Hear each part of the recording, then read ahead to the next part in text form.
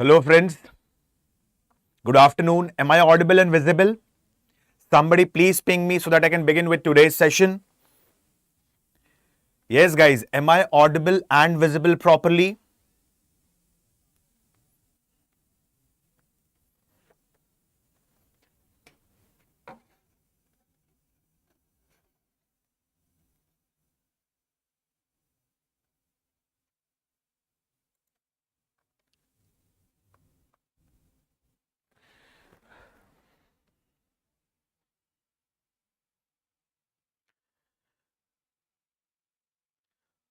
Good afternoon Bimol.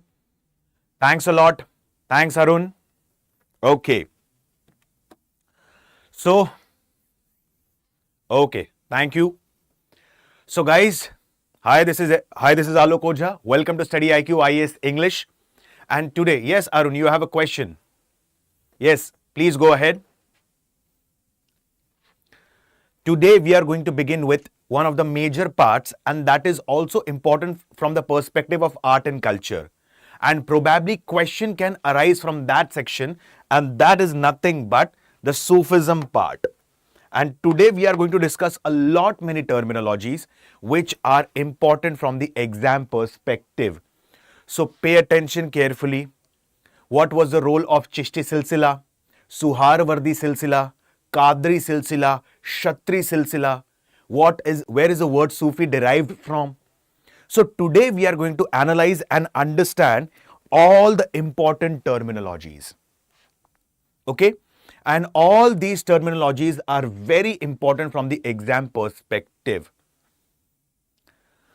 Arun, I would personally suggest, if you are following the videos of medieval Indian history and if you are making the notes out of it, apart from this, if you are going through the PDF from the channel that I am uploading, I think it is more than enough, because here I have tried to cover V.D. Mahajan, NCRT, Tamil Nadu State Board book, certain aspects of what we say Poonam Dalal Dahiya, certain aspects of IGNOU.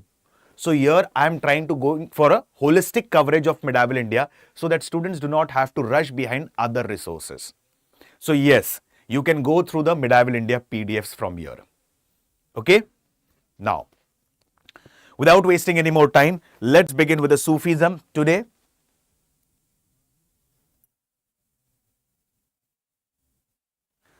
Let's begin with the Sufism. Okay? Now, before I begin with the concept of Sufism, okay, now let me go for a quick revision for the aspirants, those who are new to the platform, for easier understanding of the concept. Correct? Now here we have already studied about where is the origin of Islam. Like what role was being played by Prophet Muhammad in spread of Islam. What is Caliph? What is Rashidun? We have already covered this in first session of medieval India. But still today I will discuss certain aspects. I will discuss certain principles of Islam. And I'll try to compare those principles with Sufism, which is a very important, what we say, from the perspective of art and culture as well.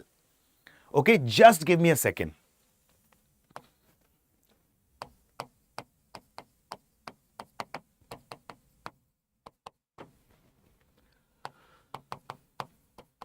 Just a second, guys.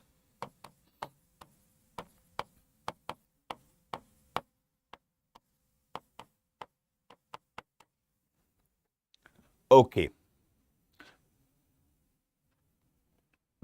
Thanks a lot, Arun. Thanks a lot for the compliments. Now coming back here.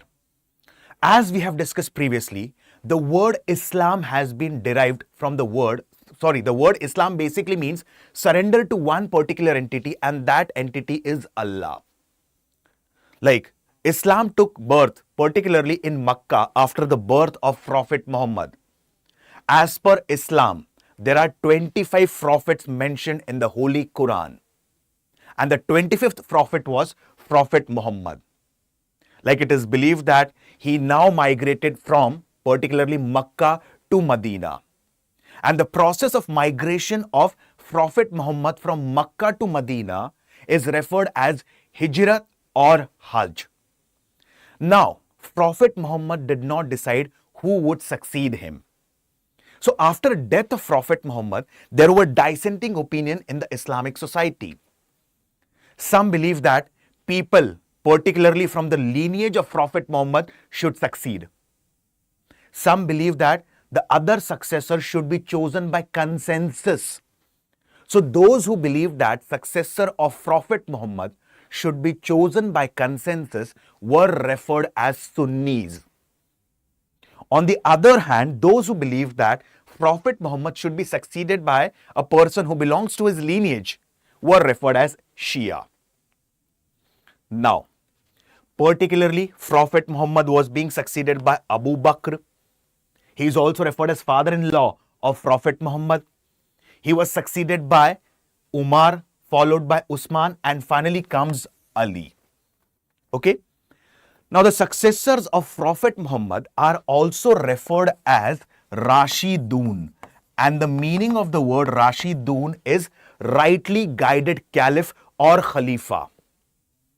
Terminologies are important, so please pay attention to the terminologies. Because right now itself, within 5 to 10 minutes, I am going to discuss minimum 10 to 15 terminologies.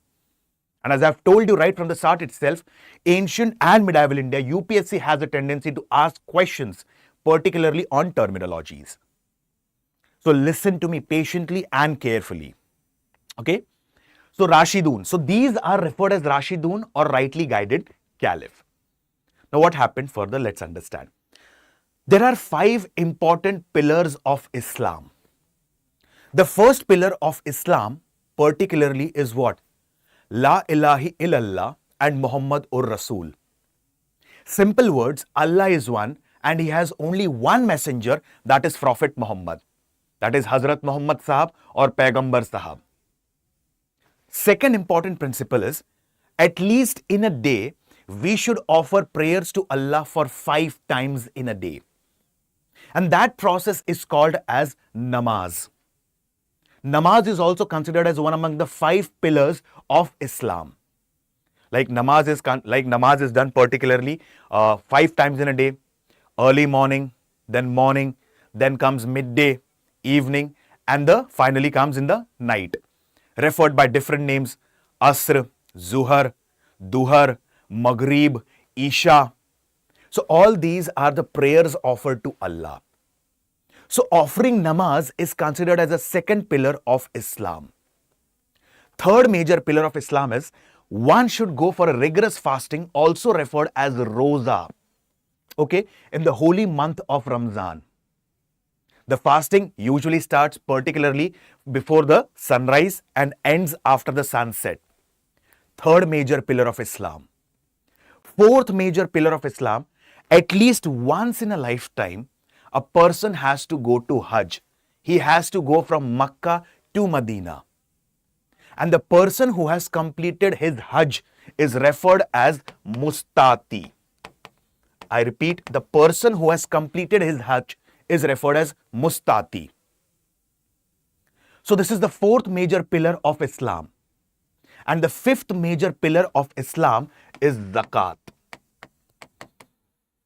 We have also seen about the concept of Zakat when we studied about the administration of Delhi Sultanate. What is Zakat all about? Simple words, charity. Correct? I'll give you a very simple example. In very simple words, charity. A very simple example I'll give you right now.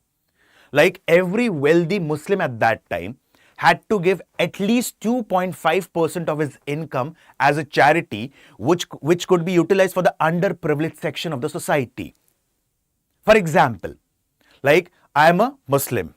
Now I earn rupees 100. At least I have to give 2.5%, that is 2.5 rupees as a charity. At least it simply means that I can give more than that. So this is called as Zakat. And these are the 5 major pillars of Islam. Correct? Now let's move on to Sufism.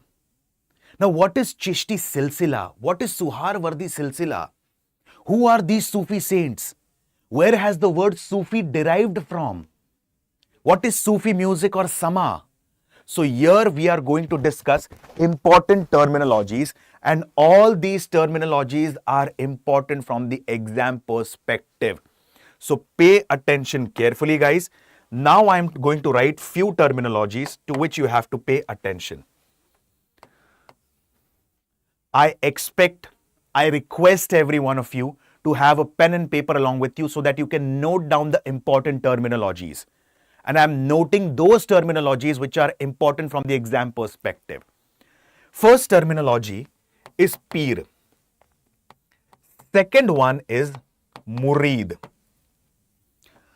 Third major terminology is bashara. Fourth major terminology is beshara. I'll explain every terminology. Just note it down along with me. And stick till the end in the video, because here we are going to discuss different aspects now.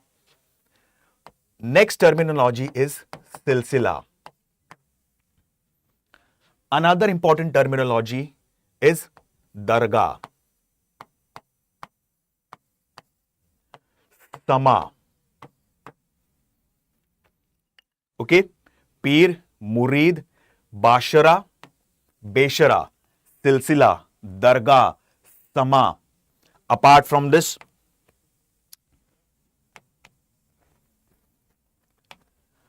ashik, mashuk, peer, murid, ashik, mashuk, bashara, beshara, then khanka.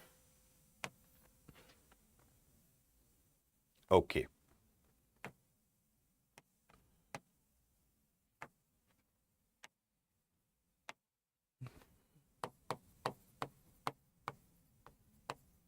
Ziyarat, Urs. Now guys, listen to me carefully. It's okay, Rishi? No issues? Pay attention carefully. Listen to every concept. Okay? Where is the word Sufi derived from? The word Sufi has been derived from a word called as Suf. And Suf basically means wool. After Prophet Muhammad, there were many Sufi saints. There were many saints, like basically they believed that here, if we do not offer 5-time namaz to Allah, correct? But if we serve the humanity, if we serve the people and the underprivileged section of the society, Allah will love us more. If we do not observe Roza in the holy month of Ramzan, but still we help out the underprivileged section of the society, Allah will love us more. So the word Sufi has been derived from the word Suf, and Suf basically means wool. Those saints who wear the woolen clothes. So the woolen clothes were the identity of these Sufi saints. So I'll give you a small example, like there is a word called as tasawwuf. So what is the meaning of the word tasawwuf? Tasawwuf specifically means identity. So what was the identity of the Sufi saints at that time? These Sufi saints used to wear woolen clothes. So the word Suf means wool and the woolen clothes. And what is their identity? Tasawwuf is their identity. That is woolen clothes. They believe that, first thing, one should do service to humanity. One should have a pious mindset. Apart from this, like they should also work for the underprivileged section of the society. One should obey the instructions of their guru. Correct? And they believe that it is not necessary to bound yourself by the Islamic laws. That you have to read namaz on daily basis for the 5 times. You have to, go for offering roza at least in the holy month of Ramzan. Correct? So they did not believe in this. So such people were referred as Beshara. Beshara, simple words mean they are not at all bound by Islamic laws.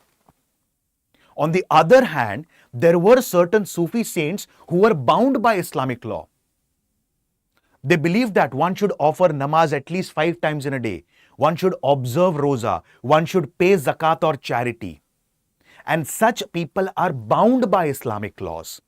Such are referred as bashara. So I repeat, simple words, bashara, who are bound by Islamic laws. On the other hand, beshara, they are not at all bound by the Islamic laws. Okay? Now, simplicity of religion. One should help out the underprivileged section of the society. Like today, I'm going to tell you the beautiful stories about Nizamuddin Auliya. I'll be telling you one of the stories of Sheikh Muinuddin Chishti, whose dargah is located in a place called as Ajmer, also referred as Ajmer Sharif. So, Sheikh Muinuddin Chishti ji, he had a good emotional connect with the people, particularly who are poor. Hence, he is also referred as Garib Nawaz. He taught people to have pious mindset. He taught people to help out the others who are in need.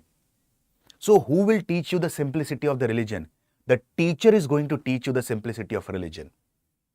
And such a Sufi teacher who teaches about the simplicity of religion is called as Peer. Peer basically means a teacher. And secondly, those who follow that teacher is referred as Murid. So Murid is a disciple. So first important concept, please understand things in a step-by-step manner. Okay? As I have told you, the word Sufism has been derived from the word Suf, which means wool. And woolen clothes were the identity of these Sufi saints. So the word for identity is tasawwuf. Okay? Now, there were certain Sufi saints who were bound by Islamic law. You have to read namaz, you have to go to Hajj, you have to observe roza, that is rigorous fasting. You have to pay zakat. These are called as bashara. But there were certain who were not bound by the Islamic law and they were referred as beshara.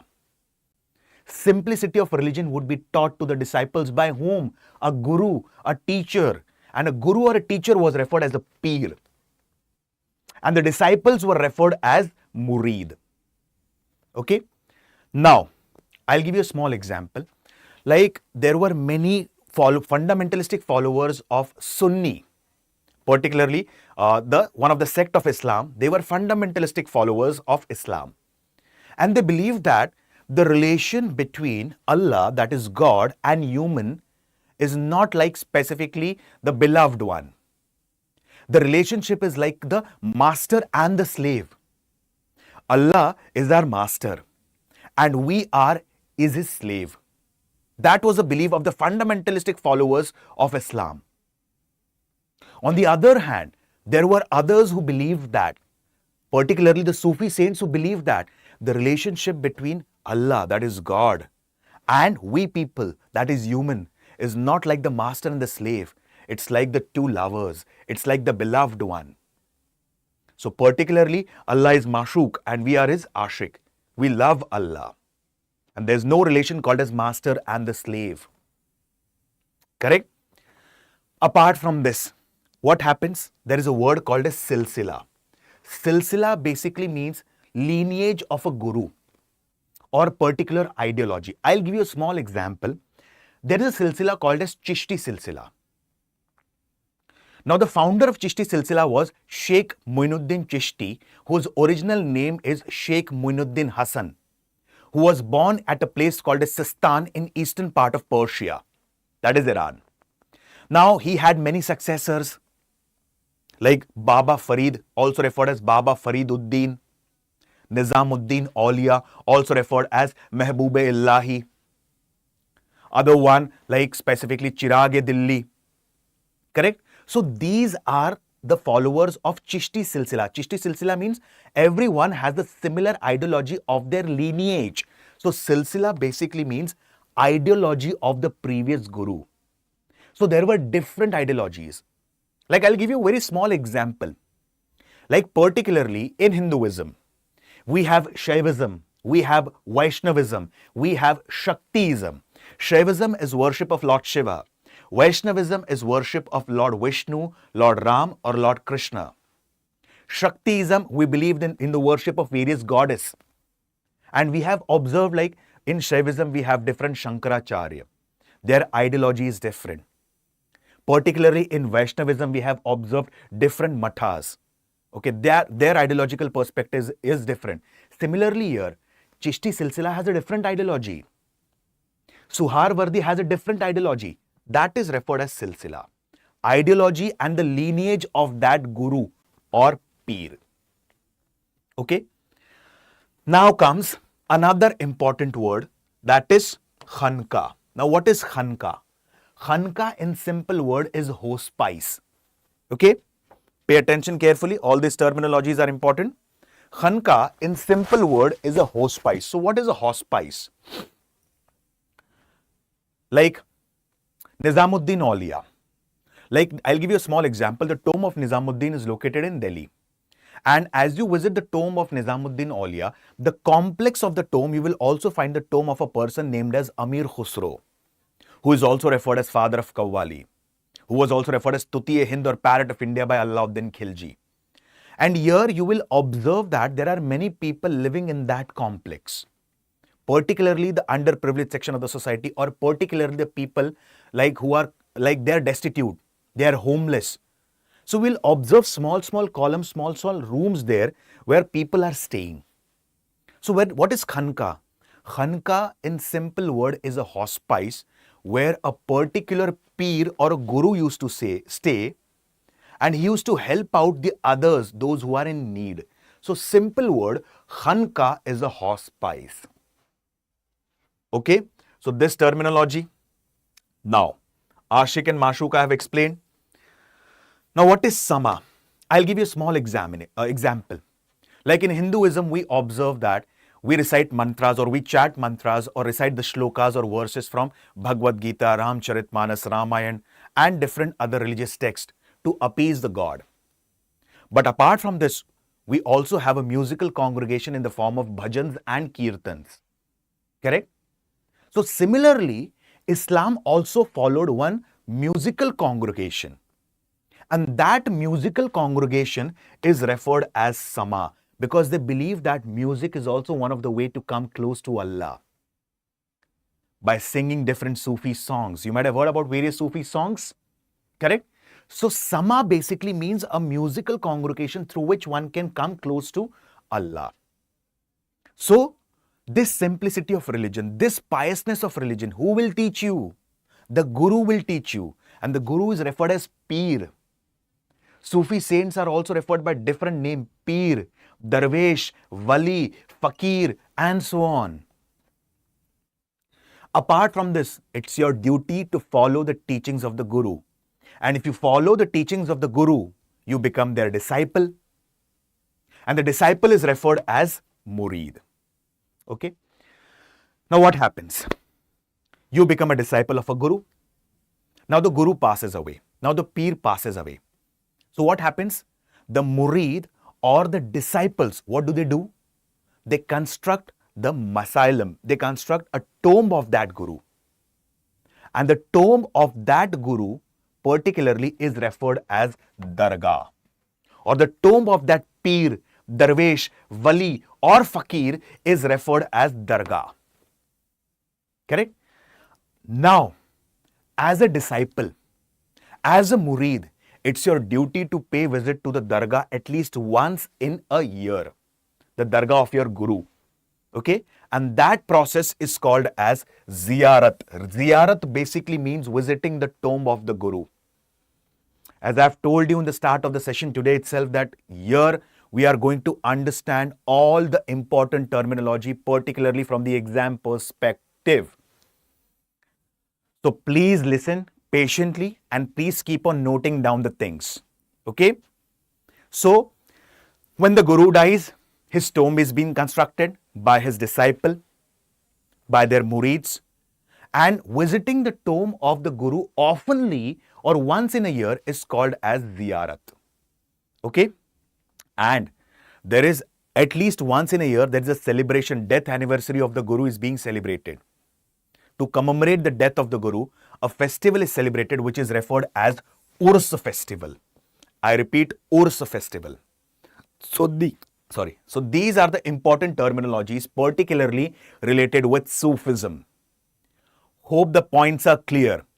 If you have any doubt, please stop me here itself. Immediately ask me a question before I discuss the important silsilas like Chishti silsila, Suharwardi silsila. Everything is available in the PDF. So you need not worry, sir, where to get the entire PDF from. The old students who are connected with me, they know that they can download the PDF from my Telegram channel. The aspirants, those who are new to the platform, can download the PDF from the Telegram channel, history_Alok Ojha. Okay? So, hope you understood these terminologies. I'll repeat again within short and then I'll start with different silsilas. So, pay attention carefully, guys. Yes, hi Anand. Good afternoon. Now, the word Suf basically means woolen clothes. Okay? The word Sufism has been derived from the word Suf, which basically means wool. So, woolen clothes were the identity of the Sufi saints. I'll explain, Bimal, don't worry. I'm explaining again. So, the word, what we say, Suf, woolen clothes, was the identity of a Sufi saint. So, that identity was referred as Tasawwuf. They believed in simplicity of religion. And such Sufi saints were referred as Peer, Wali or Darwish. Their disciples were referred as Murid. It is not necessary to, what we say, read in the Namaz 5 times on daily basis. It's not necessary to follow particularly the Roza in the holy month of Ramzan. This was the belief of the Sufi saints who were not bound by Islamic laws. So those who were not bound by Islamic laws were referred as Beshara. On the other hand, those who were bound by the Islamic law were referred as Bashara. Okay? So there were different lineages, there were different ideologies of the Sufi saints and they were referred as Silsila. Now, Sufi saints believe that the relationship between man and God is not like the, what we say, servant, slave and the master. We are not servants, we are not slaves. Actually, we are the lovers of the God. So they believe that we are Ashik and God or Allah is Mashuk. So it's the relation between the two beloved people. Okay? Then, particularly, they also believed in one important concept, musical congregation. Like as I've given you a small example, where in Hinduism, we follow the concept of bhajans and kirtans. Similarly, in Islam, particularly in Sufism, there was a concept referred as what? Sama. What is Sama? It's a musical congregation. Okay? So these are the important terminologies. Apart from this, when a Sufi saint dies, so what happened? Their disciples, their murid, they construct a tomb of that Sufi saint and that place is referred as Dargah. It is a duty of the murid or disciple to visit the Dargah at least once in a year and that is referred as Ziyarat. Annually, the death anniversary of that Sufi saint or the Peer or a Guru is celebrated and that is referred as Urs. Simple words, death anniversary of that Guru. So these are the important terminologies associated with Sufism. Everything is available in the PDF. Did you understand the concept? Is it clear? Yes, please let me know. Is it clear everything? Everything is mentioned here. Like what is Peer, what is Murid, the concept of Peer and Murid, then the concept of particularly what is Ziyarat, okay, like Sufi saints, everything I have mentioned here, okay. So is it clear? Any question? Any doubt? Yes, please. Hope, Bimol, I have answered your question. Did you understand Khanka? Khanka is a place where the Sufi saints used to stay. And apart from this, they also used to provide what we say service to the humanity from there. Okay? They used to help out the needy section of the society, the underprivileged one from the society. Got it? So that is Khanka. Okay, guys. So now let's understand about different silsilas.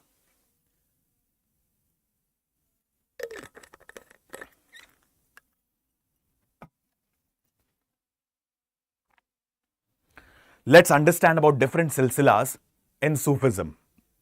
Again, a very important concept. Here we are going to study 3 to 4 silsilas, maximum 5 silsilas. The most important one being Chishti silsila and Suharwardi silsila. And then we will go for a comparative analysis of what is the difference between the Chishti silsila Sufi saints and Suharwardi silsila Sufi saints. So we'll understand about this. Okay? Yes, thanks a lot, Rishi. Thanks a lot for the compliments. Now coming back here. Now let's understand about 3 to 4 major Sufi saints. First,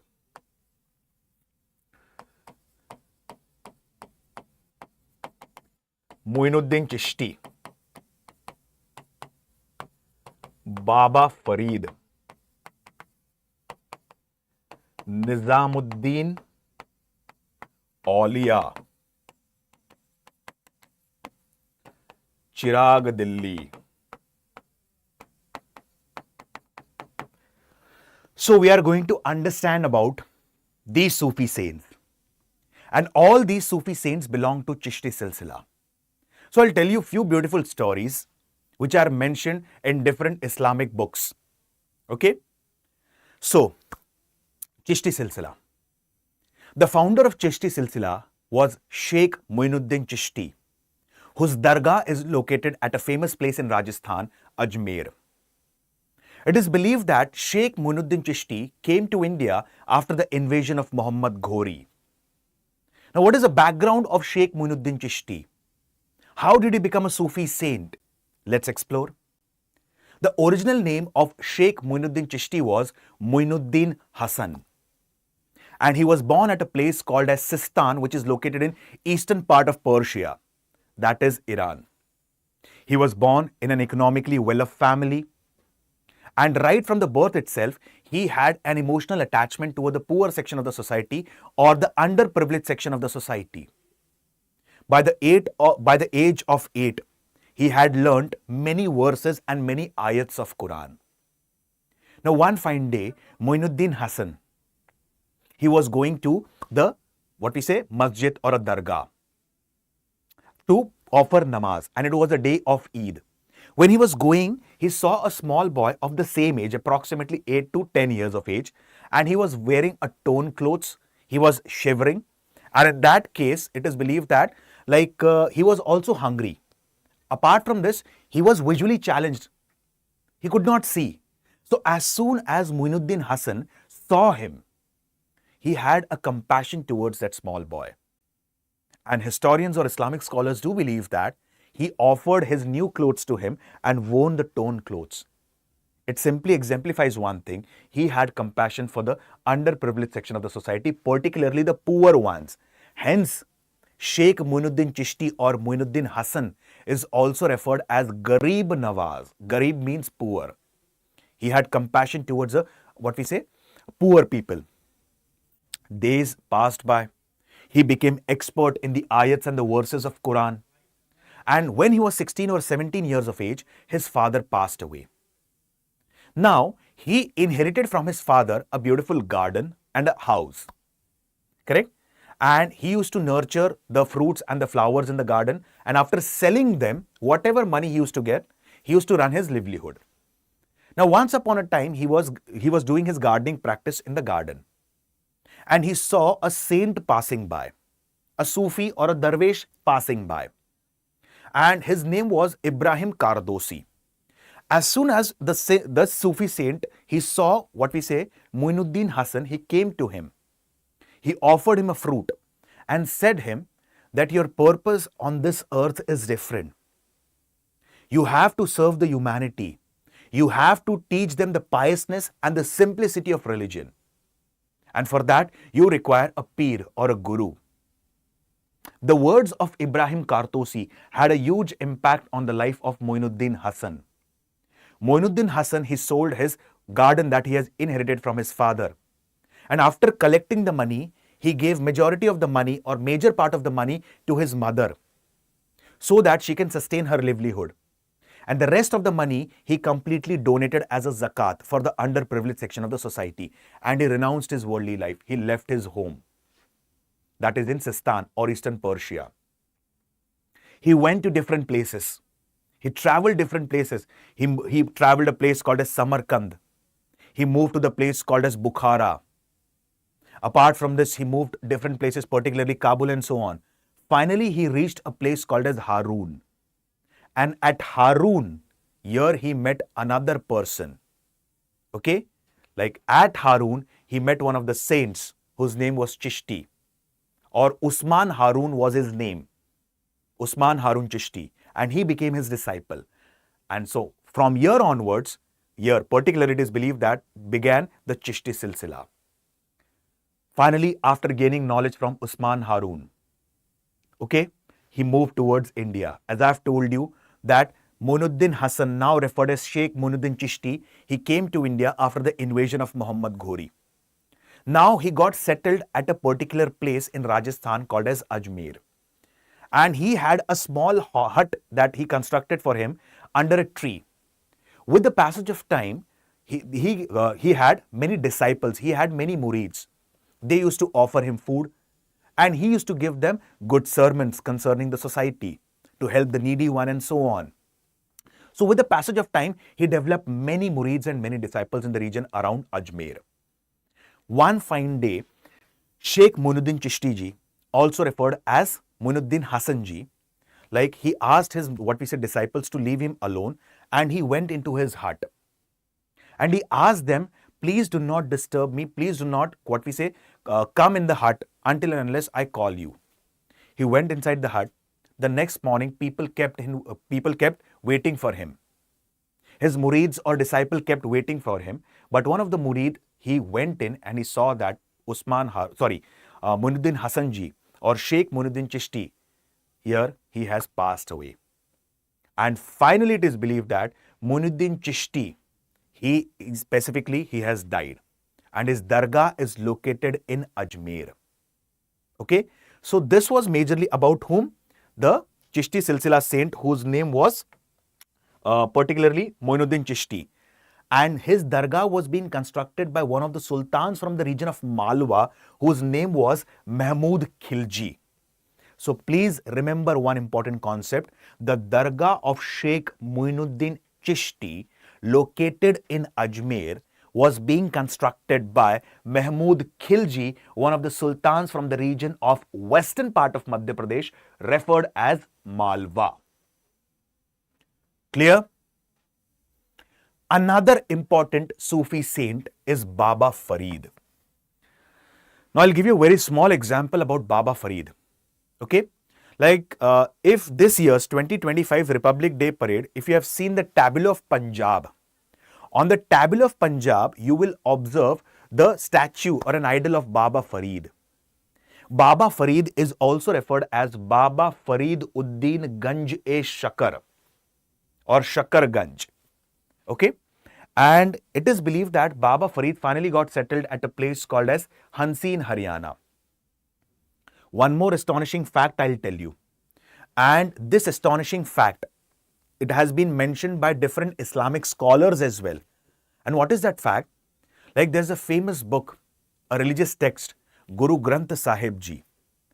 It is also believed as per different scholars that there are 4 Shabad and 112 shlokas or verses dedicated to Baba Farid in Guru Granth Sahib Ji.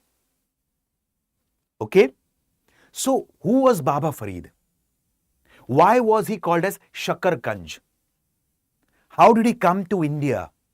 How did he become a Sufi saint? Let's understand about this.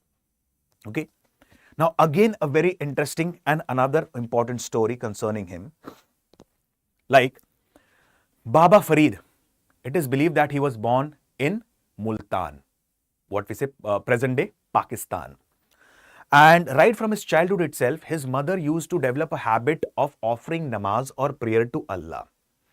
She used to develop a habit in this small child so that he will develop such good habits. So initially this child resisted. But what she used to do?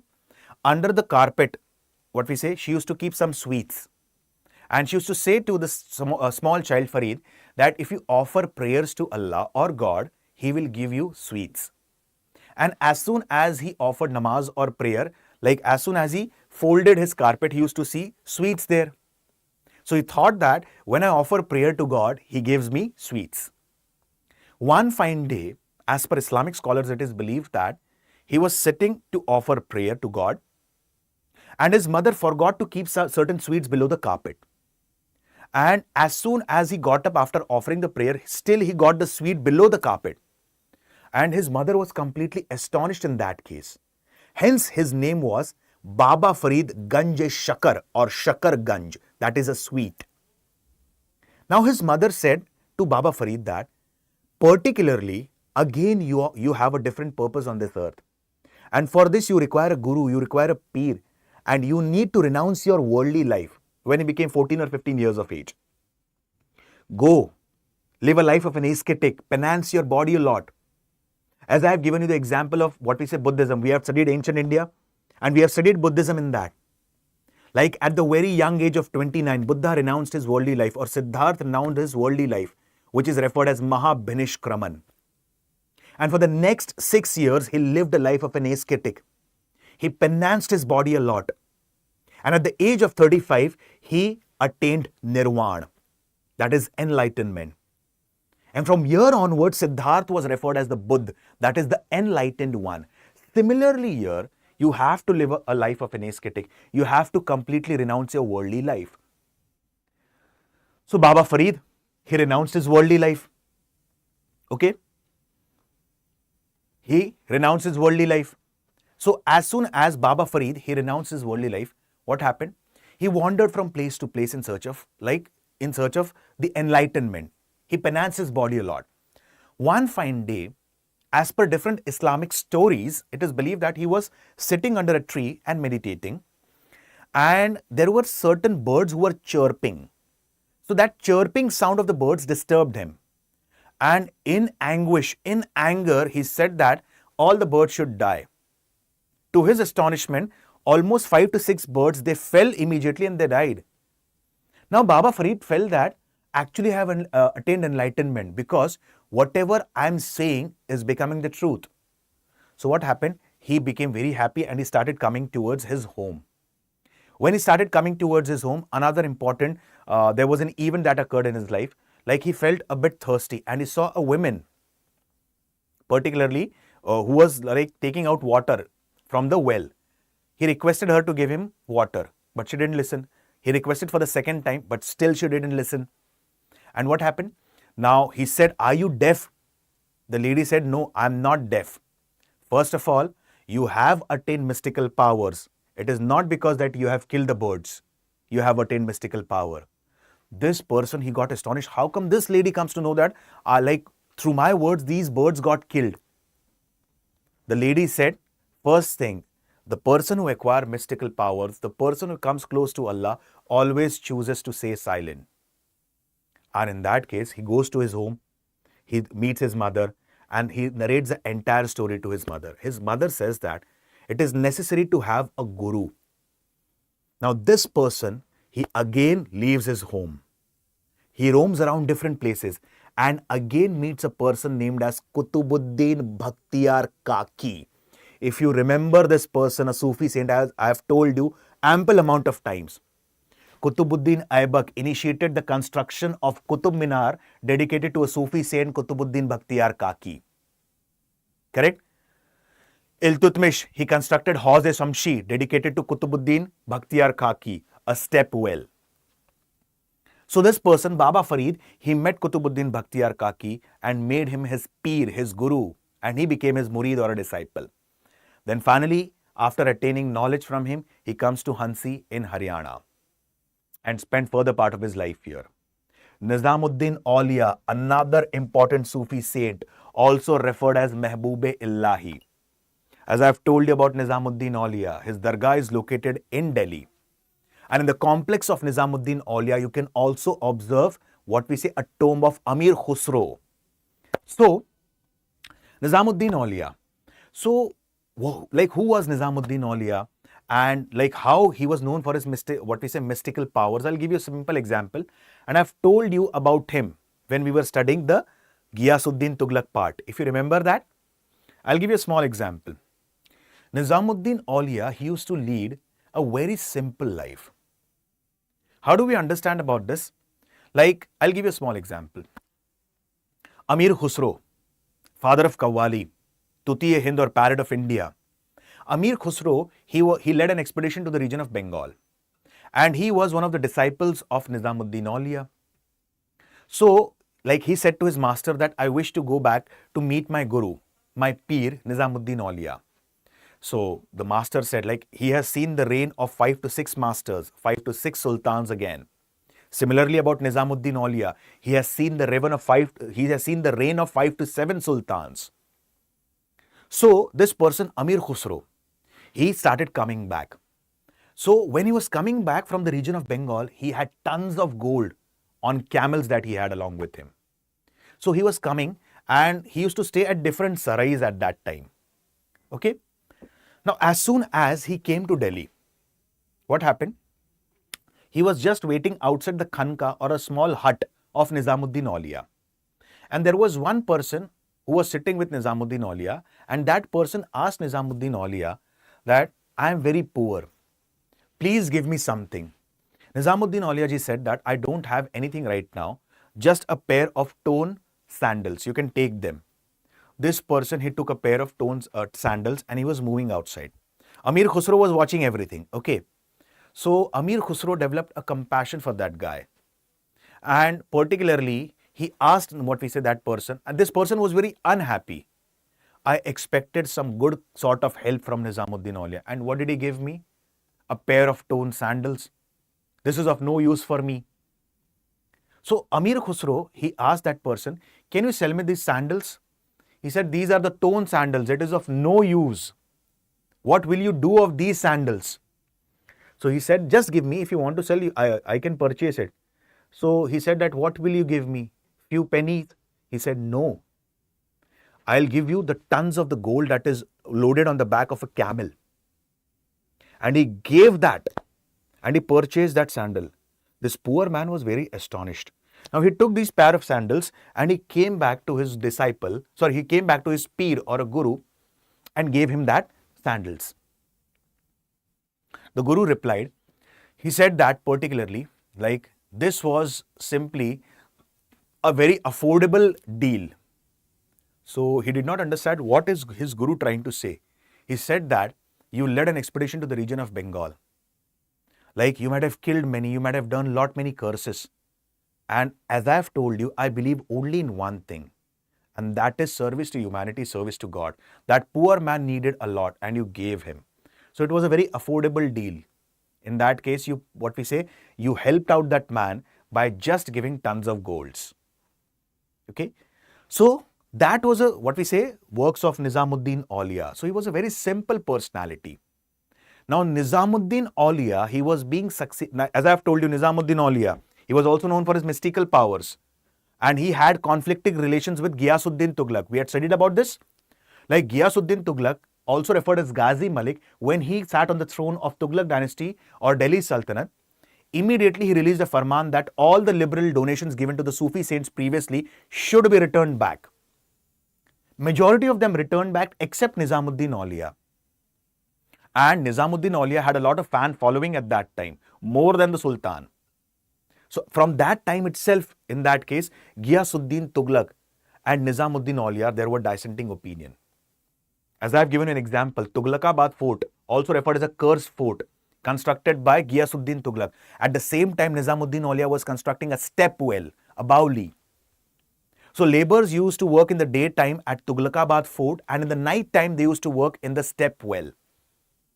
And Ghiyasuddin Tughlaq came to know about this. So what did he do? He stopped the supply of oil in the step well so that the laborers could not work in the night time. Nizamuddin Auliya came to know about this, and through his mystical powers, through his magical powers, it is believed that he, he converted all the water into oil. Islamic scholars believe that. And he cursed this person, Ghiyasuddin Tughlaq, who was leading an expedition to Bengal, that Delhi is far away. He won't be coming to Delhi. And historians write in their book, like Ghiyasuddin Tughlaq was killed by his own son Fakhruddin Malik, Fakhruddin Malik Juna Khan, also referred as Juna Khan, also referred as Muhammad bin Tughlaq. The entire plot of the death was being created by his son, Juna Khan or Muhammad bin Tughlaq. So these were the stories associated with Nizamuddin Auliya. One of the major followers of the Chishti Silsila, apart from Nizamuddin Auliya, was Chirag-e Dilli, Roshan Dilli. Okay, like he was a Sufi saint, particularly from the region of Ayodhya. Like he was born and brought up in Ayodhya, and around the age of 40, he migrated to Delhi and became Murid or disciple of Nizamuddin Auliya. He is also called as one of the famous Persian poets of that time. So, this is about the major saints of Chishti Silsila, particularly concerning Sufism. Okay, so I have mentioned everything here. Like I have mentioned about Baba Fariduddin Ganje Shakar. I have told you the entire story, how he got settled in Hansi, Haryana, how he made Kutubuddin Bhakhtiyar Kaki his peer or the teacher. We have discussed this. Okay, completely mentioned everything. Mehboob-e-Illahi, that is particularly Mehboob-e-Illahi. Like there are many Islamic scholars who believe that the title Mehboob-e-Illahi was majorly given to two Sufi saints. One was Nizamuddin Auliya and the second was Abdul Qadir Jilani. Okay, he belonged to Qadri Silsila. So, what were the practices or what were the things that Chishti Silsila saints did follow? So, I'll give you a small example. Chishti Silsila. Like Chishti Silsila saints, they believed in simplicity of life, first thing. They believed in piousness. They believed in service to humanity. And the last major thing, they believed that politics and religion are different. There should be no intermingling between the administrative aspects with religion and religion with the administrative aspects. Simple as that. Correct? Like specifically, there are many Sufi saints in the coming years. I had given you one of the finest examples. Okay? Like previously, Siddhi Maula, he had good connections with the Sufi saints. And although having good connection with the Sufi saint Siddhi Maula, he had planned an attack on his master Jalaluddin Khilji to kill him and dethrone him. So there were many Sufi saints who interfered in the administrative activities. But Chishti Silsila saints majorly believed that there should be no connection between the religion and the politics or the administration because both of them are different. Okay? I'll give you a very small example. In fact, Muhammad bin Tughlaq, initially, he was follower of Nizamuddin Auliya, but later on, he started believing that here, Sufi saints should impart their knowledge or use their knowledge in administrative skills, which was not liked by Nizamuddin Auliya and his disciples. So they believed in simplicity of life. They believed that the Peer, Darvesh, Wali or Fakir should not have assets, should not have money. His only asset, his only money is the knowledge that he has. So that was a thinking of a Chishti Silsila saint. Question can crop up in the examination. What are the differences in the ideological perspective of Chishti Silsila and Suharwardi Silsila? So within next 5 to 10 minutes, we are going to understand about all the Silsilas. Yes, guys, did you understand about Chishti Silsila? Yes. So Chishti Silsila, it got active particularly in the Gangetic Valley. It got active in certain parts of Deccan, certain parts of Bihar and Bengal, majorly in the northern part of India. Did you get the points? Yes. Any doubt, any query, any question? Please let me know.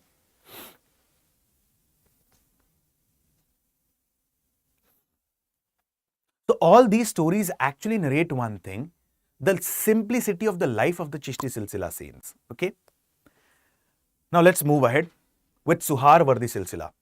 This Silsila is almost opposite to Chishti Silsila. Almost. Now let's understand how Suharwardi Silsila is almost opposite to Chishti Silsila. Okay. I'll give you a very small example. Now, Suharwardi Silsila, it actually originated from, or the genesis of Suharwardi Silsila goes back to Baghdad, Iraq. And it was started by Sheikh Shahabuddin Suharwardi. Now, there was a person whose name was Bahauddin Zakaria. He spread Suharwardi Silsila in India. And he spread this silsila particularly in the region of Punjab and Sindh, because majorly in the Gangetic Valley, Bihar, Bengal, certain parts of Deccan, Chishtis were already prevalent. So Suharwardi, particularly Bahauddin Zakaria, he focused on which region? Punjab and Sindh. Now Bahauddin Zakaria, like this person, he was completely different from the Chishti Silsila saints. His ideology was very different.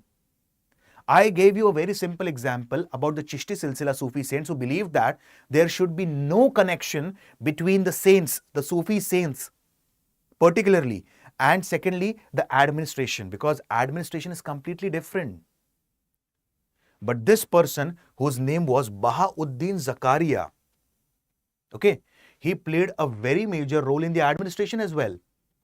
I'll give you a very small example. Like you might have heard about Iltutmish. We had studied about Iltutmish, correct? I'll give you a very small example here.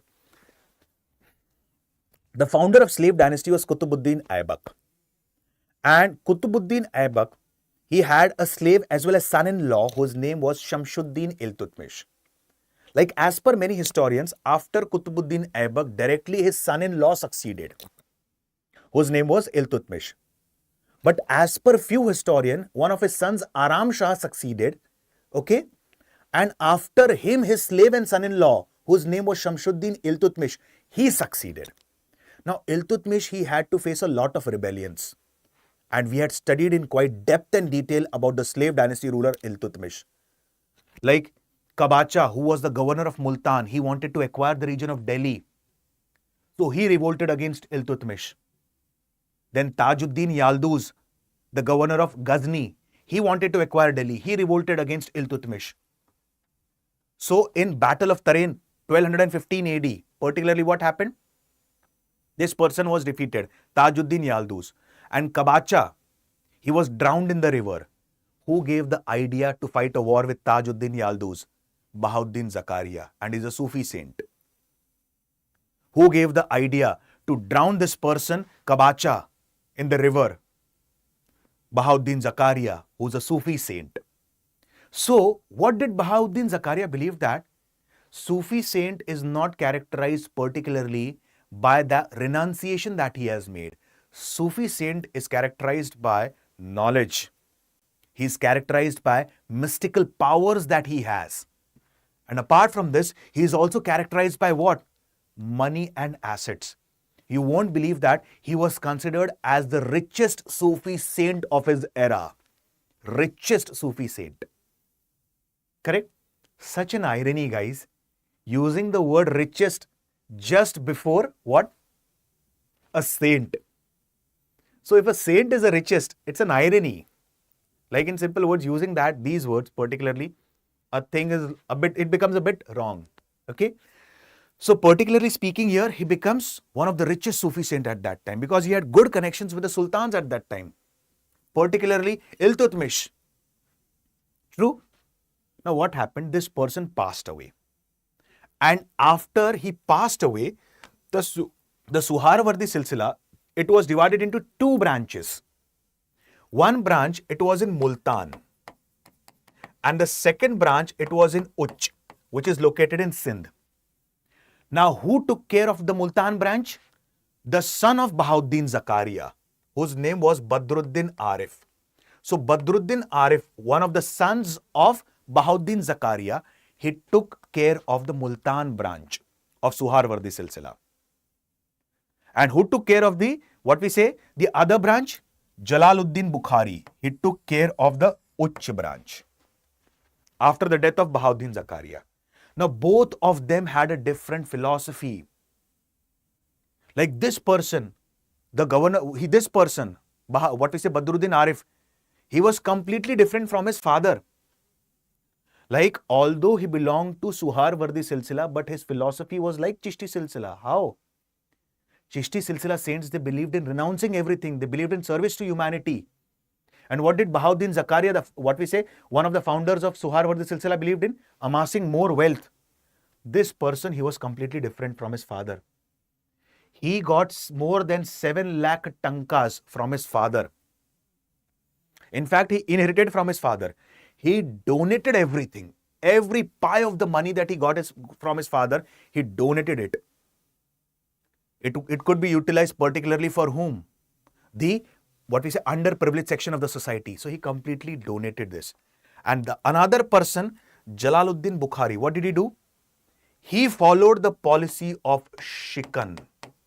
And secondly, he followed another important policy that is called as Dar-ul Harb into Darul Islam. Simple words, spread of Islam. The areas which are not under Islam, Darul Harb, should be covered under Islam, Darul Islam. So that was the policy that was being followed by Jalaluddin Bukhari. So Jalaluddin Bukhari had a different strategy and Badruddin Arif had a different strategy. So this is majorly about the Suharwardi Silsila saints. Okay. Yes, thanks a lot Rishita for the compliment. Thanks a lot. Did you understand Suharwardi Silsila? Now we'll just go for comparative analysis of Chishti Silsila and Sufi Silsila saints, just the comparison, because a probability can arise in the question. There can be a probability of a question coming in the examination. What were the ideological differences between the saints of Chishti Silsila and saints of Suharwardi Silsila? Okay. First thing, having wealth, it becomes a hindrance in path of attaining spiritual enlightenment. Correct? Why did Buddha renounced everything? Why did Vardhaman Mahavirji renounced everything? Why did Sthul Bhadra, one of the founders of Shwetambar sect of Jainism, renounced everything? Why did Bhadrabahu, one of the founders of Digambar sect of Jainism, renounced everything? Because if one has assets, one has belongings with him, his mind will continuously cling to his assets. So Jainism believed in the philosophy of aparigraha. Aparigraha basically means completely renouncing everything. Otherwise, your mind won't be free. It will continuously keep on clinging to your assets. Similarly here, Chishti Silsila. I'm going for a comparative analysis, okay? Similarly here, Chishti Silsila saints. What about them? They believe that a person need not keep assets. In that case, if you have to serve the society, particularly being a saint. Okay. On the other hand, as I've told you, Suharwardis believe that one needs to have money along with him. Then, the Chishtis kept aloof from the political affairs. As I've told you, Nizamuddin Auliya, he kept completely, himself apart from the any affairs of the administration. But this person, as I've told you, Bahauddin Zakaria, he interfered with the political affairs, particularly during the time of Iltutmish. Then, Chishtis kept the door open of the Khanka for everyone. Everyone can come to the Khanka. I gave you a small example of a needy person who came to Nizamuddin Auliya and asked for something. And he was offered a pair of sandals, stone sandals by Nizamuddin Auliya. But these people, Suharwardi, believe that one should only have contact with the elite section of the society. So they have a different thinking pattern. Then, music was an integral element of Chishtis. I have told you, Sama, that is a musical congregation. So Chishtis supported the Sama thing. Secondly, Chishtis believe that if there is a peer and if there is a murid, the teacher and disciple relation should be maintained. It is a duty of the disciple or a murid to show proper respect towards his teacher or master. So here he allowed his murid to perform the practice of sajda. Sajda basically means respecting one's master, peer. But these people, Suharwardi, they did not believe in this concept. So this is the major difference between Chishti Silsila saints and particularly Suharwardi Silsila saints. Hope the point is clear, guys. Is there any query, any question, any sort of doubt? Please let me know. Yes.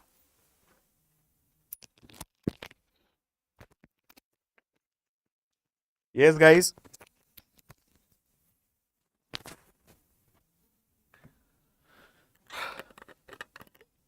Hope the points are clear. Hope you understood the terminologies.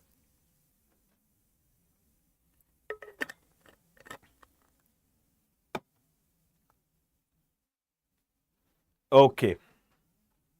Now within next 5 to 7 minutes maximum. Okay, thanks Bimol. Within next 5 to 7 minutes, maximum 10 minutes, we are going to understand about 3 important silsilas: Qadri silsila, Shatri silsila, Naqshbandi silsila. Now, let's understand about them. This order was founded by Bahauddin Naqshbandi. See, the most important ones are Chishti silsila and Suharwardi silsila. Here, it's a major factual information, but you have to remember about them. Okay? So, it was founded by Bahauddin Naqshbandi and the successor was Sheikh Baqi Billah and Ahmad Sirhindi. Okay? Now, after the death of Abul Fazl, who was one of the courtiers in the court of Akbar the Great, the Mughal emperor. Okay, what happened here? Naqshbandi silsila, it came under Sheikh Ahmad Sirhindi. Okay? And during the time of Sheikh Ahmad Sirhindi, he was a complete bigot, fundamentalistic follower of Islam. He was complete opposed to Hindus and he was completely opposed to Shia Muslims as well. And he released a document, a farman against the Shias that is referred as Rad-e-Rafavid. I repeat, Rad-e-Rafavid. Okay, it is mentioned somewhere else, like it is mentioned here. If it is not mentioned, just note down, like he released a document against whom? Particularly against the Shia Muslims, those who were followers of Ali. That is Rad-e-Rafavid. Now their thinking pattern was completely different. First, strict observance of Sharia. As I have told you, the Beshara followers, they believe that one is not confined by the Sharia law, by the Islamic law. Correct? It is not necessary to offer namaz, it is not necessary to observe roza, but you should serve the humanity, you should serve the underprivileged section of the society. But here they meant that complete observance of all the 5 fundamental principles of Islam. They opposed the system of Sama. They completely opposed musical congregation. I'll give you a small example. Aurangzeb, one of the most cruel, what we say, Mughal emperors. He completely banned the system of Sama. And one more fact I'll tell you, this person, Aurangzeb, he was also referred as a Zinda Pir, a living saint by many Islamic scholars of that time. And he himself was fond of playing musical instrument. And he himself have banned the system of Sama or musical congregation.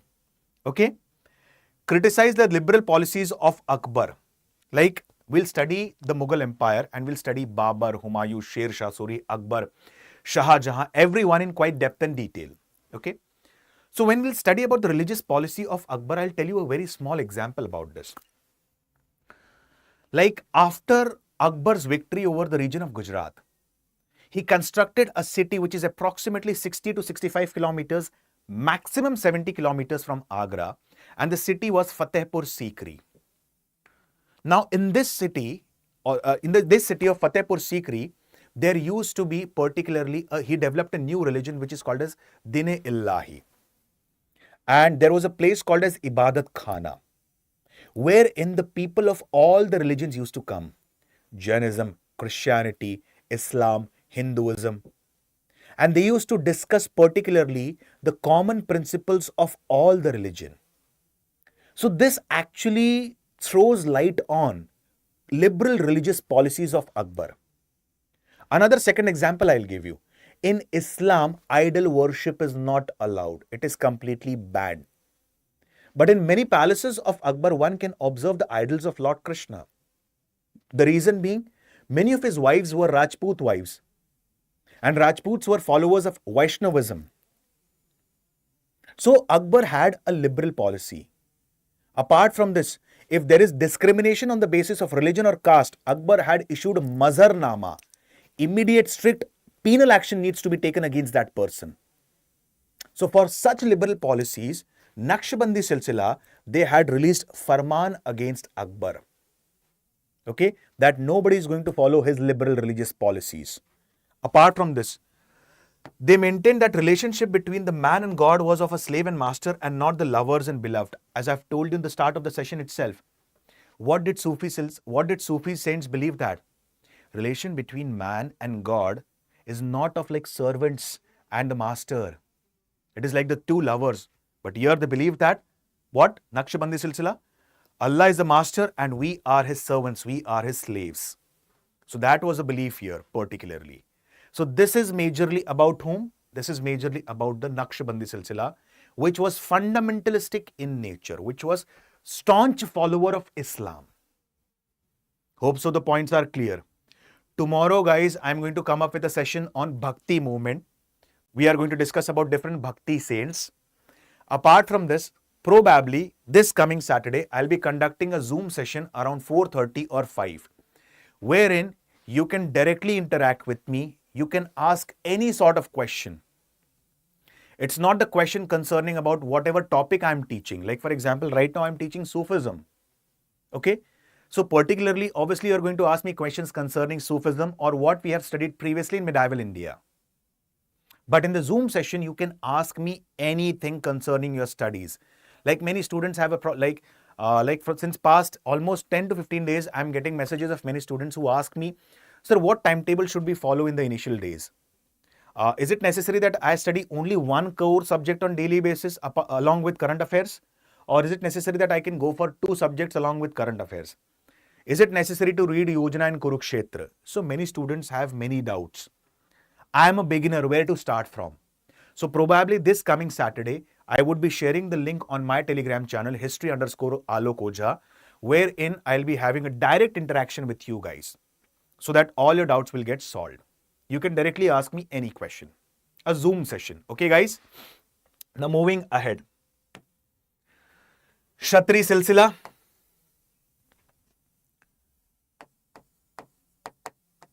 This is Lodi, not Lodhi. Okay, I'll give you a small example, like one of the videos I was watching of mine itself, and in that video I had a comment particularly of one of the friends who said, like, it is not Lodhi, it is Lodi. Lodhis are the Rajputs. Lodhis are the Muslim rulers. And we have studied about the different Lodi dynasty rulers like Behlol Lodi, then Sikandar Lodi and Ibrahim Lodi. So now coming back here, Kshatri Silsila. So Kshatri Silsila, it became popular during the time of Lodi dynasty rulers, and particularly it was being popularized by Muhammad Gauth of the region of Gwalior. Okay. Now Tansen, one of the great musicians, okay, Tansen, one of the great musicians, who adorned the court of Akbar, correct? I'll give you a very small example. Tansen, like, he joined the court of Akbar at the age of 60. But he had adorned the court of many other rulers previously. I'll give you a very small example about this. Okay, like Tansen, his original name is Ram Tanu Pandey, and he was born in the region around Bundelkhand region of Gwalior. He was a great musician, and particularly he has also been one of the Navratnas in the court of whom? Mansingh Tomar, one of the Tomar dynasty ruler of Bundelkhand.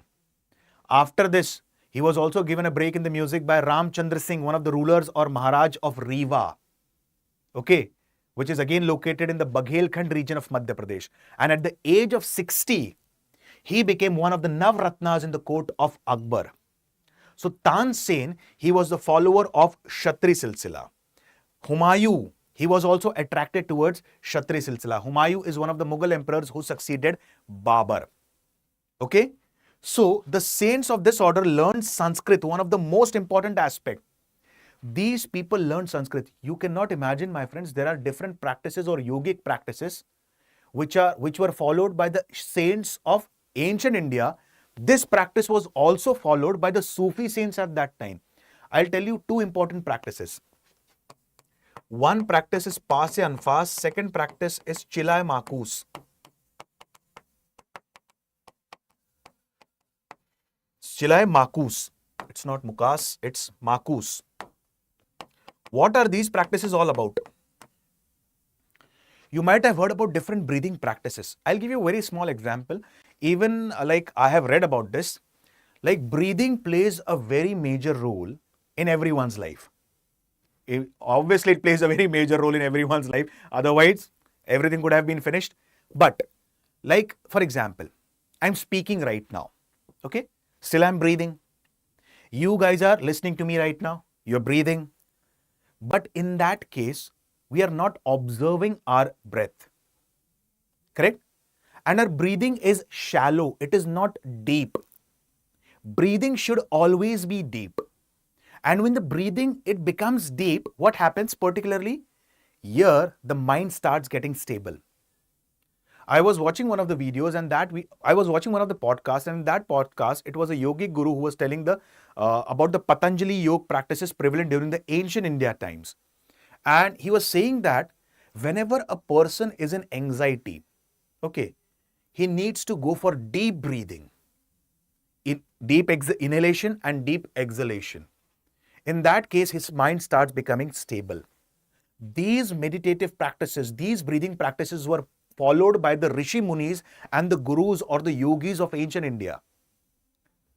Similarly, these yogic practices were also being followed by the Sufi saints, particularly the Chishti silsila of Sufi saints of that time. And these breathing and heavy breathing practices were referred as Paase and Fast Chilai Makus. So, stables one's mind. Okay.